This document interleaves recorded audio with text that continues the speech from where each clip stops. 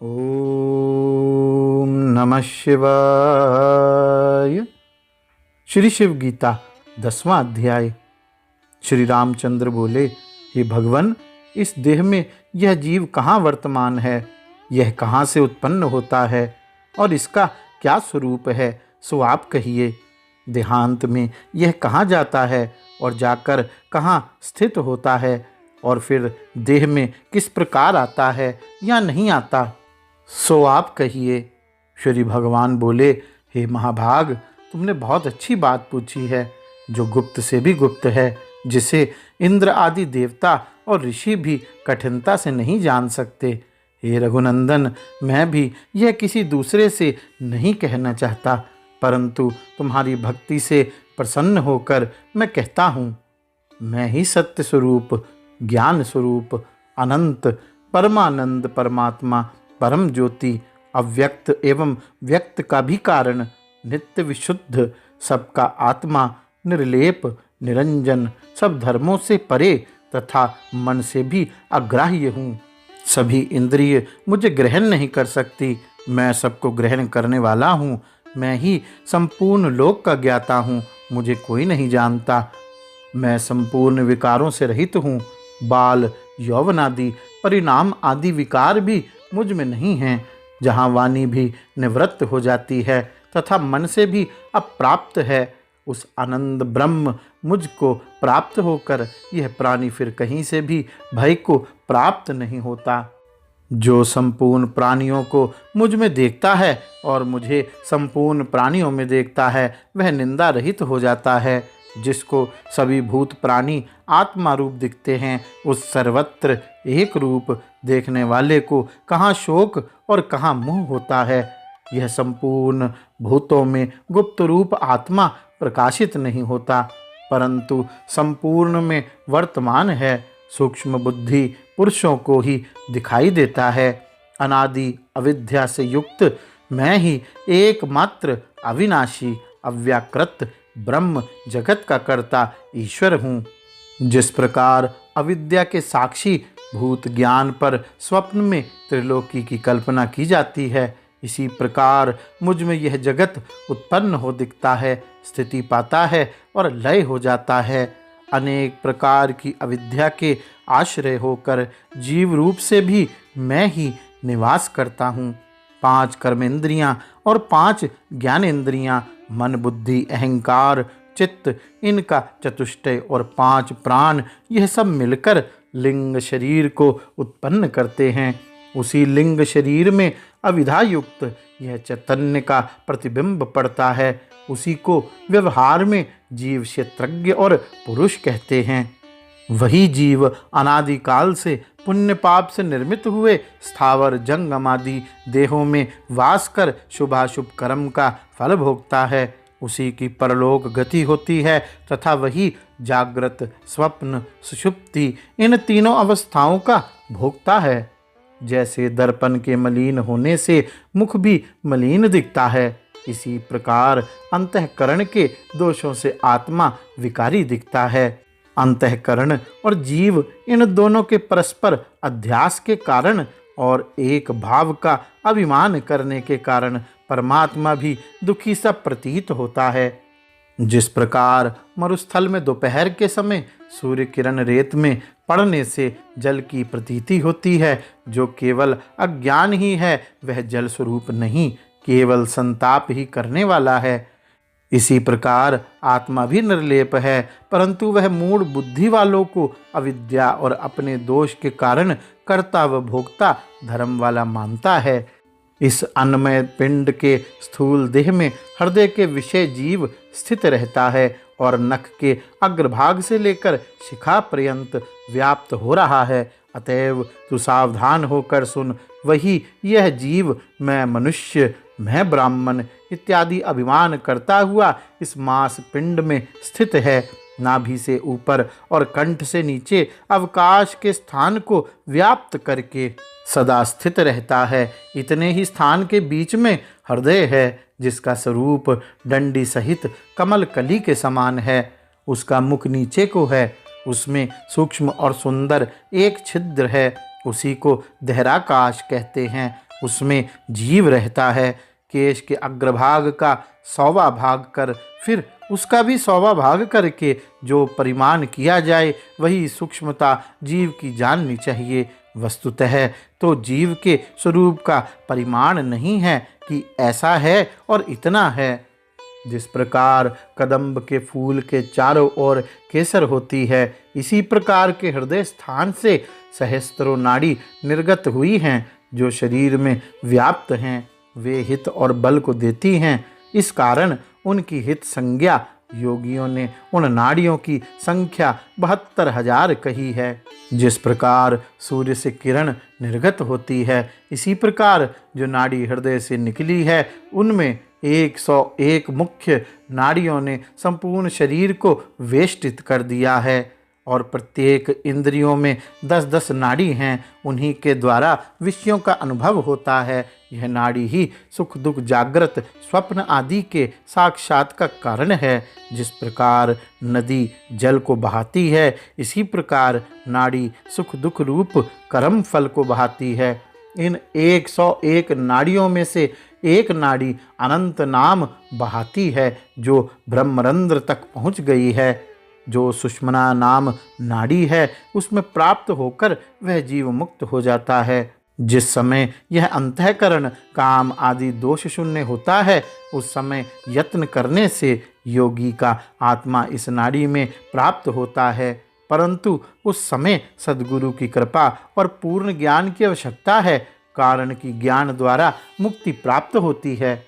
जिस प्रकार राहु अदृश्य रहकर भी चंद्रमंडल में दिखता है, इसी प्रकार सर्वत्र रहने वाला आत्मा लिंग देह में ही प्रतीत होता है। जिस प्रकार घट के ले जाने से घटाकाश भी लेकर जाया जाता है, इसी प्रकार सर्वत्र व्यापक भी जीवात्मा लिंग देह में ही प्रतीत होता है। यद्यपि वह सर्वत्र पूर्ण और निश्चल है, परंतु वह जागृत अवस्था में घट आदि पदार्थों का चैतन्य प्रतिबिंब युक्त होने से अंतःकरण वृत्ति से व्याप्त होकर चंचल सा दिखता है।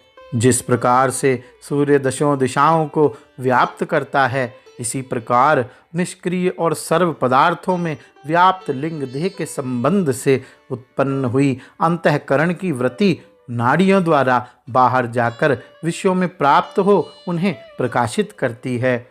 अपने किए उन कर्मों के अनुसार जागृत आदि अवस्था में सुख दुख का साक्षात्कार जीव करता रहता है। संपूर्ण वृत्ति लिंग शरीर से उठती है। जब तक मोक्ष ना हो, लिंग शरीर का नाश नहीं होता।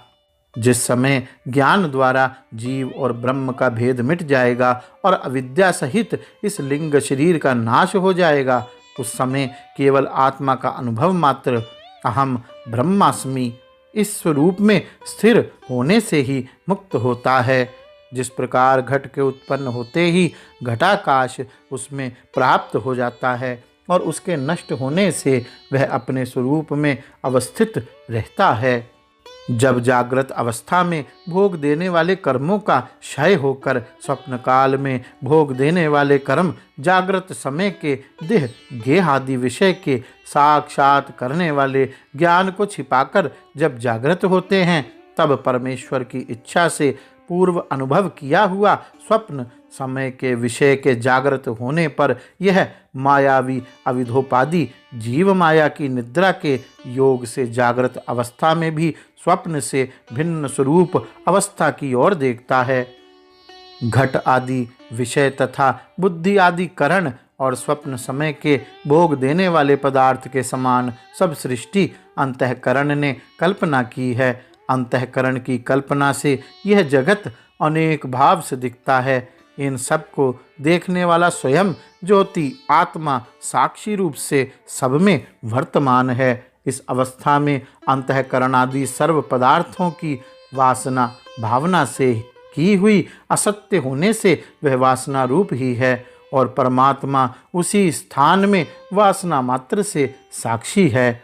जिस प्रकार जागृत अवस्था में कर्ता कर्म क्रिया इत्यादि संपूर्ण कारणों से युक्त व्यवहार चलता है, इसी प्रकार पूर्व जन्म के किए गए कर्मों की प्रेरणा से वासना रूप प्रपंच है।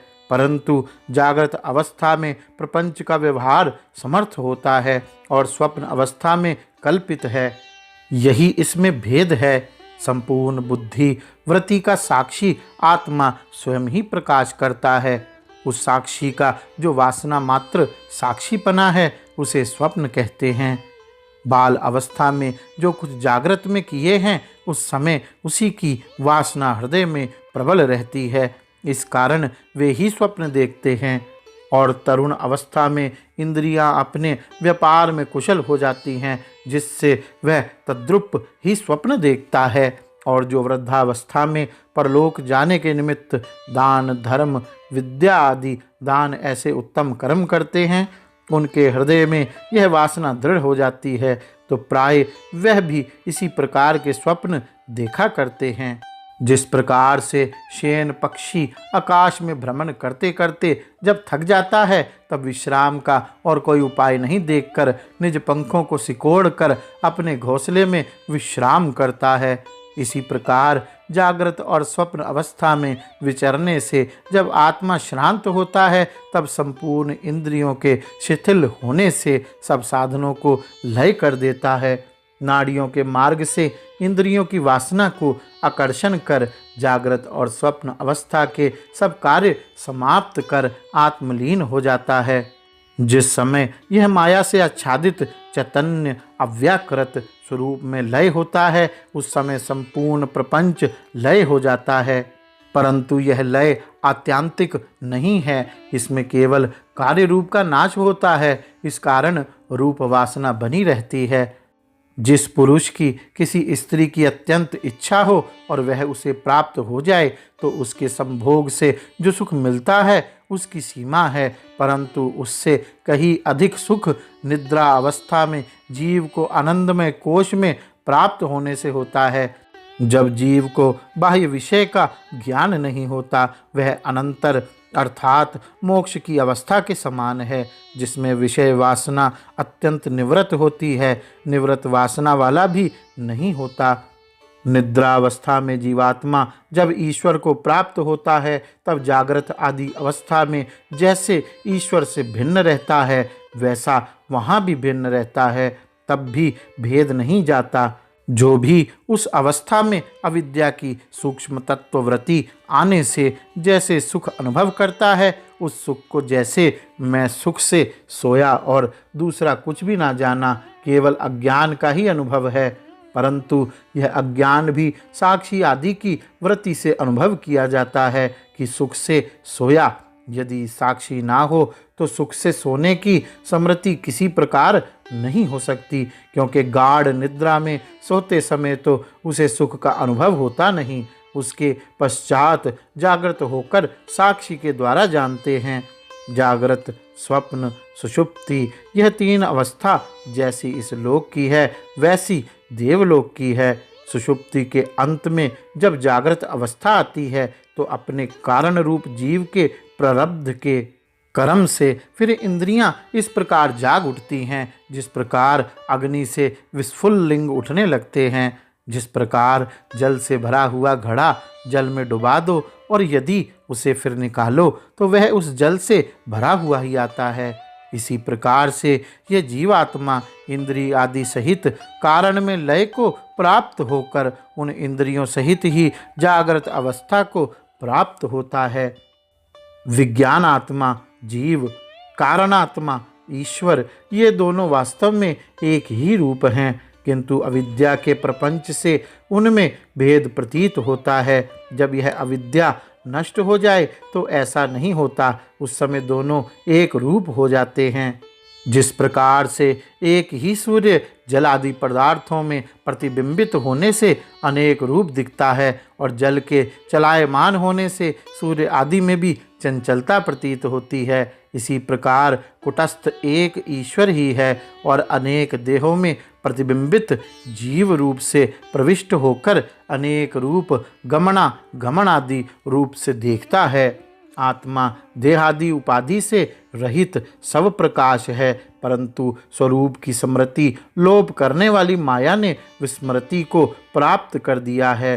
इससे सब प्रपंच इसमें अज्ञान से विदित होता है, कारण कि यह माया तो न होने वाली बात को भी करके दिखा देती है। माया के योग से आत्मा में कितने ही विरुद्ध कर्म दिखें, परंतु माया के दूर होते ही जीव ईश्वर और निर्विकार हो जाता है। हे दशरथ कुमार, यह तुम्हें जीव का स्वरूप वर्णन किया। गौरी शंकर भगवान की जय। ओम नमः शिवाय।